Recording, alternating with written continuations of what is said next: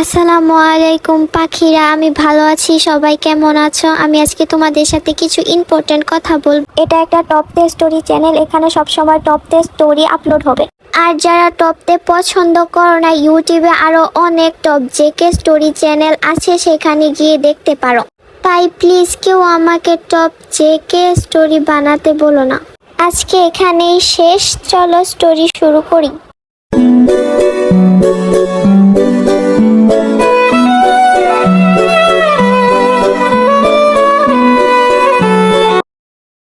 আচ্ছা ভাইয়া, এখন যাই, জিমিন আমার জন্য অপেক্ষা করছে। আচ্ছা যা। তারপর সবাই যে যার মতো চলে যায়। কিরে জিমিন, কি করিস? কি করব, তেয়ং ভাইয়ার কাছ থেকে পড়ে আসার পর তুই যে কই গেলি আর খবরই নেই। সরি বেস্টি, চল ডিনার করে আসি। চল। তারপর তারা নিচে চলে যায় ডিনার করার জন্য। সবাই সেখানে উপস্থিত, শুধু তেয়ং ছাড়া। আর সুগার চোখ তো জিমিনের কাছ থেকে সরছেই না। সুগা ভাব, একটা মেয়ে তো সুন্দর হতে পারে কিভাবে? বিকালের থেকে যেন এখন আরো বেশি সুন্দর লাগছে। বড় মা তেয়ং খাবে না? জানি না তো, দ্বারা জিজ্ঞাসা করে আসছে। তারপর জিন তেয়ংকে ডাকার জন্য উপরে যায়। তেয়ং বাবা খাবি না?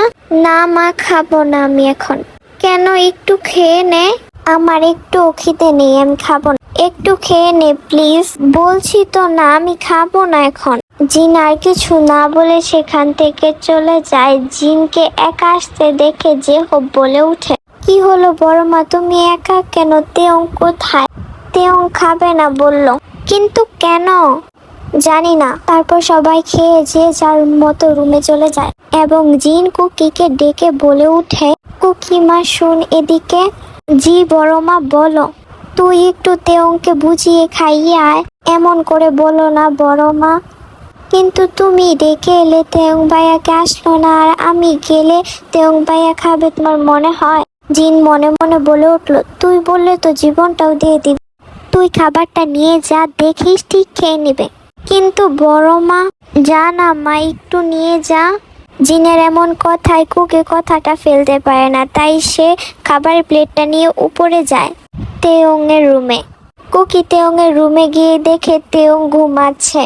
কুকি একটু তেয়ং এর ডানায় ধাক্কা দিয়ে তেয়ংকে ডাক দিল, ভাইয়া, ও তেয়ং ভাইয়া ঘুমাচ্ছ?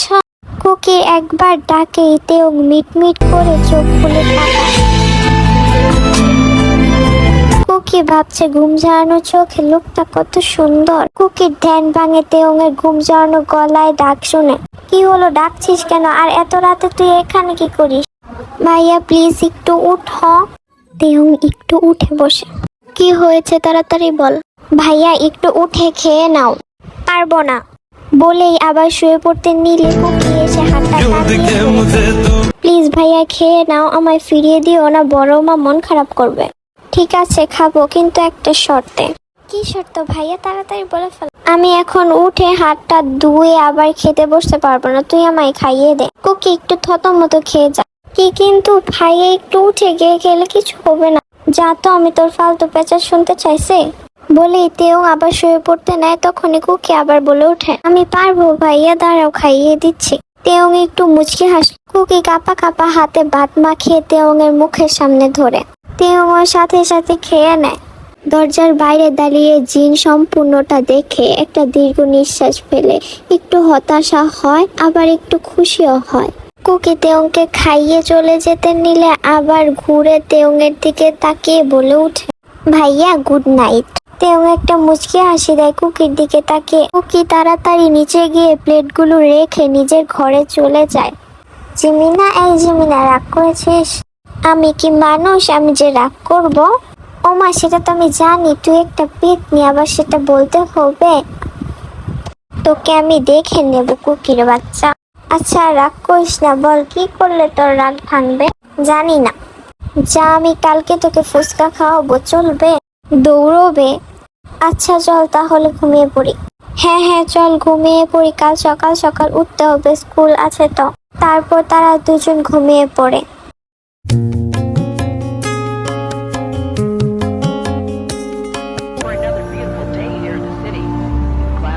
কুকি উঠে পড়, এখনই আন্টি চলে আসবে।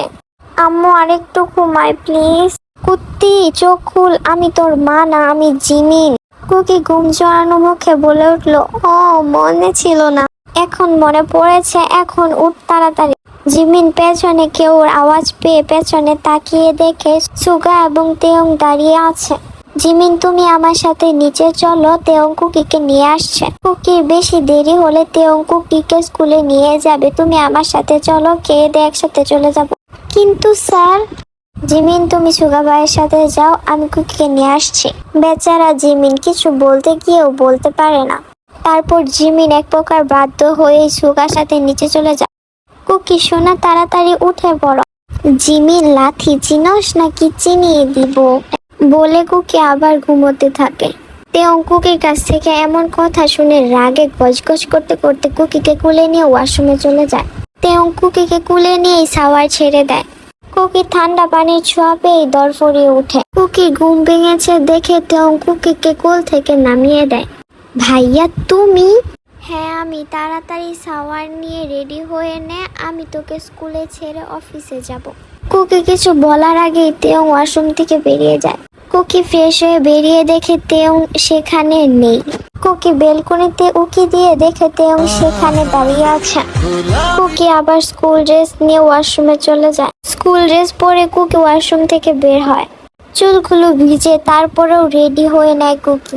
একজন যে তার দিকে অপলক দৃষ্টিতে তাকিয়ে আছে সেই হুঁশ তার আছে। তেয়ং এর সামনে গিয়ে কুকি বলে ওঠে, ভাইয়া চলো তাড়াতাড়ি, আমি রেডি। কুকি কথা শুনে তেয়ং এর ধ্যান ভাঙে। হ্যাঁ চল বলে যাওয়া শুরু করে। কিন্তু ভাইয়া আমি সুগা ভাইয়ের সাথে চলে গেলেই তা হয়, তোমার কষ্ট পাওয়ার কি দরকার? সুগা ভাইয়া জিমিনকে নিয়ে চলে গেছেন। কি? এখন তাড়াতাড়ি খেয়ে নে। কুকির মনটা খারাপ হয়ে যায়। কুকি তেয়ং এর পেছন পেছন যেতে থাকে। তারপর কুকি এবং তেয়ং দুজনে একসাথে খেয়ে দিয়ে স্কুলের জন্য রওনা হয়।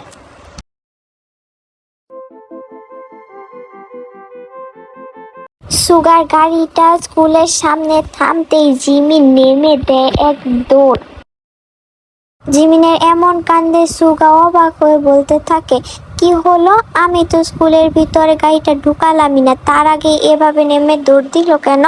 সুগা পুরোটা রাস্তা জিমিনের দিকে আর চোখে তাকিয়েছিল। এটা জিমিন খুব ভালোভাবে বুঝতে পেরেছে। তাই তো জিমিন লজ্জায় স্কুলের গেটে গাড়ি থামার সাথে সাথেই নেমে দৌড় দিয়েছে। বড় বাচ্চা বাঁচলাম, এই লোকের সমস্যা কি? এইভাবে কেউ তাকিয়ে থাকে? কি রে জিমিন, তুই স্যারের গাড়ি থেকে নামলি কেন? আসলে কাল আমি কুকিদের বাসায় ছিলাম তো তাই স্যারের সাথে চলে আসছে। আর তুই জানিসই তো কুকি সুগা স্যারের বোন। সেটা বুঝলাম, কিন্তু কুকি কোথায় আর তুই এইভাবে দৌড়ে আসলি কেন? আসলে কুকি ঘুম থেকে উঠেনি, তাই স্যার আমাকে নিয়ে চলে আসছে। তাহলে কি কুকি আজকে আসবে না? আসবে, কিন্তু একটু দেরি করে। ওই যে কুকি এসে পড়েছে। তেয়ং কুকিকে স্কুলের সামনে নামিয়ে দিয়ে অফিসে চলে যায়। কুকিকে দেখে সোবিন, লিসা, জিমিন এগিয়ে আসে। কুকি কিছু বলার আগে লিসা বলে ওঠে, আচ্ছা কুকি তুই কার গাড়ি দিয়ে আসলি? আমাদের বাসায় কি গাড়ির কম আছে যে সুগা ভাইয়ার গাড়ি ছাড়া স্কুলে আসা যাবে না? বলেই কুকি বড় বড় পা ফেলে ক্লাসে চলে যায়। পেছন পেছন জিমিনও দৌড়ে চলে যায়। শুধু সেখানে লিসা এবং সোবিন দাঁড়িয়ে দাঁড়িয়ে ভাবে, এটা কি হলো? কুকি এই কুকি রাগ করিস কেন? আমার কি দোষ? ছাড়ি তো, আমাকে নিয়ে চলে আসলো। বলেই জিমিন কুকিকে ধরতে গেলে কুকি রেগে উঠে বলে উঠলো, একদম ধরবি না আমায়। কুকি এমন করে বলিস না। কিভাবে তুই পারলি আমায় রেখে আসতে? I am so sorry Kuki. তোর কাছে রাগ তোর সরি। আচ্ছা তুই বল, কি করলে তোর রাগ ভাঙবে? আচ্ছা যা, তোর যে ট্রিটটা দেওয়ার কথা ছিল সেটা দিতে হবে না। সত্যি তো? হ্যাঁ সত্যি। আজকে ফার্স্ট ডে সুগার ক্লাস। সুগা অনেক রুড, তাই সবাই প্রিপারেশন নিচ্ছে। সামনে তো ফাইনাল এসএসসি এক্সাম। তো কি হয়েছে? কি হয়েছে? তো সিলেবাস শেষ করেছিস তোরা? হ্যাঁ আমার প্রতিবারের মতো অনেক আগেই কমপ্লিট হয়ে গেছে। হ্যাঁ আমারও প্রায় শেষের দিকে। কি, আমার বিশ্বাস হচ্ছে না, তুই আবার সিলেবাস শেষ? কিভাবে সম্ভব? কুকি একটু ভাব নিয়ে বলল, হ্যাঁ প্রায় শেষের দিকেই। জিমিন রে আমায় ধর, আমার মাথা ঘুরছে। সেম সেম, আমাকেও ধর। সবার এমন বিহেভিয়ারের কারণ ফ্রেন্ড সার্কেলের মাঝখানে কুকি সবচেয়ে কম পড়ালেখা করে। তাদের এমন কথাবার্তার মাঝখানে সুগা ক্লাসরুমে ঢুকে। What is this set up, get out my class. সবাই ভয় পেয়ে যায়, সবাই সুগার দিকে তাকায়, দেখে সুগাই তাদের দিকে অগ্নি চোখে তাকিয়ে আছে। সুগার কথা এবং তাকানো দেখে সবিন তাড়াহুড়া করে বলে ওঠে, I am extremely sorry, next time থেকে আর হবে না, আমাদের মাফ করে দেন। বলছি না get out my class. Sir sorry, মাফ করে দেন, আর একটা কথাও না। তারপর জিমিন, সোবিন, লিসা, কুকি ক্লাসরুম থেকে বেরিয়ে যায়। কুকি রীতিমতো রাগে ফুঁসছে, আজকে খালি বাসায় যেতে দে, তারপর তোকে বুঝাবো। আমাকে ক্লাসরুম থেকে বের করে দেয়া বুঝাবো তোকে। আসসালামু আলাইকুম। ওয়ালাইকুম আসসালাম। কেমন আছো আইয়ু? এই তো মোটামুটি, আপনি? আলহামদুলিল্লাহ ভালো। তুমি কি করছিলে? কিছু না। আপনার আজকে অফিস নেই? হ্যাঁ, অফিসে বসে আছি, ভালো লাগছিল না তাই কল করলাম। ও আচ্ছা, ওকে। হ্যাঁ ওকে। ও মানে ও? সুন্দর করে উত্তর দিতে পারো না? কিভাবে সুন্দর করে বলবো? আপনিই বলে দেন। বিয়ের পর বলবো, এখন না। যে ওপের কথায় আয়ু লজ্জা পায়। আচ্ছা রাখি, মন ভালো হয়ে গেছে। এত তাড়াতাড়ি মন ভালো হয়ে গেল? মন ভালো হওয়ার ওষুধ সাথে থাকলে আর কি লাগে? আপনার মন ভালো হওয়ার ওষুধটা কি শুনি? এই যে একটা পরীর সাথে কথা বললাম, এটাই মন ভালো হওয়ার ওষুধ। আচ্ছা, পরীটার নাম কি শুনি তো? এই যে আইয়ু। এত সহজে তো পড়বো না। পড়ে তো তুমি 10 বছর আগে গিয়েছ। বাই। এটুকু বলে আয়ু ফোন কেটে দেয়, কারণ তার অনেক লজ্জা লাগছিল। আয়ু ফোন কাটতে জেহব হেসে দেয়। তারপর অফিসের চেয়ারে মাথা ঠেকিয়ে বসে থাকে।